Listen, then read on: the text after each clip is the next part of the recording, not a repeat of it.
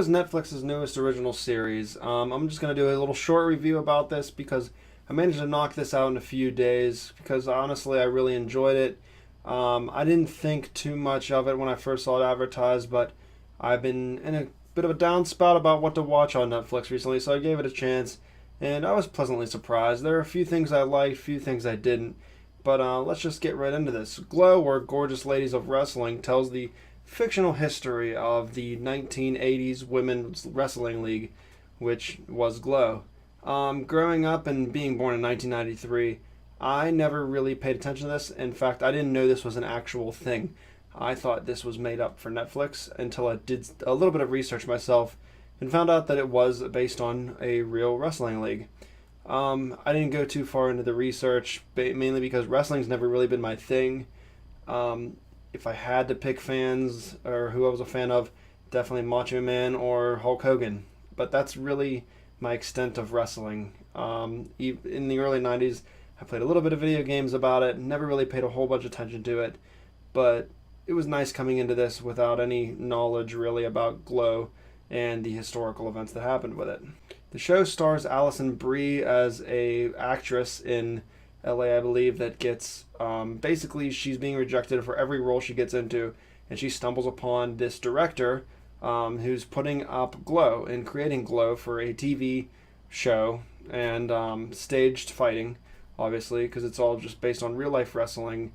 They want to do what the men are doing, and basically they are looking for they're starting the entire Glow from beginning. This, you are seeing the birth of it, and I gotta say the setting of the 1980s is done movie quality well in this. Netflix knocks it out of the park with their production company, their production, their set building.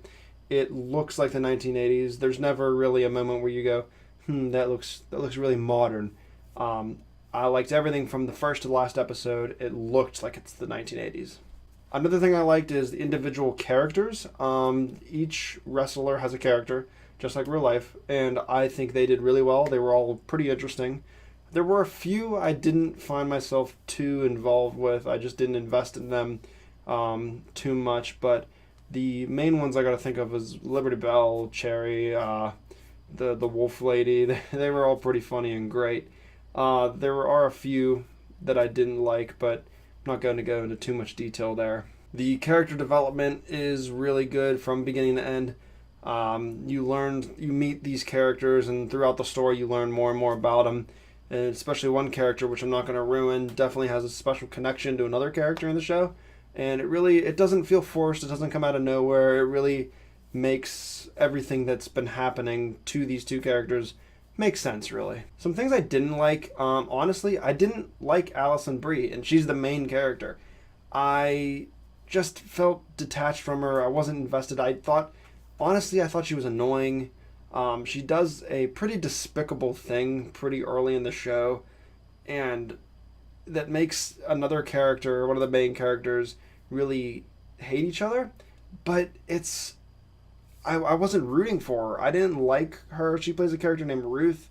Every time she was on screen, I found her kind of annoying.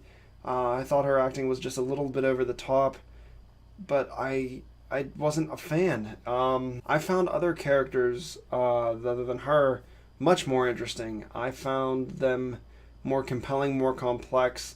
She is just a run-of-the-mill, down-on-the-luck actress who does a horrible thing, in my opinion, and I don't like her. That's just my opinion.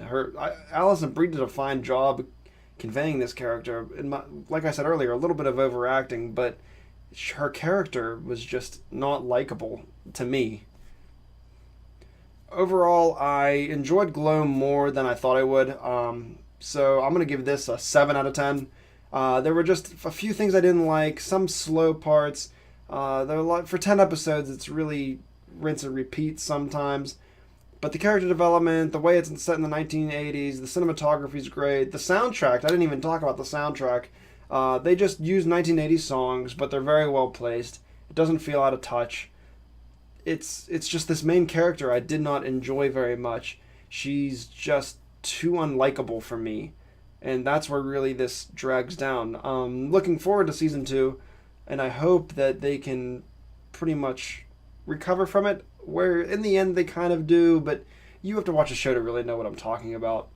I did enjoy it. I would suggest it. It's better than a lot of other shows on Netflix that I've seen.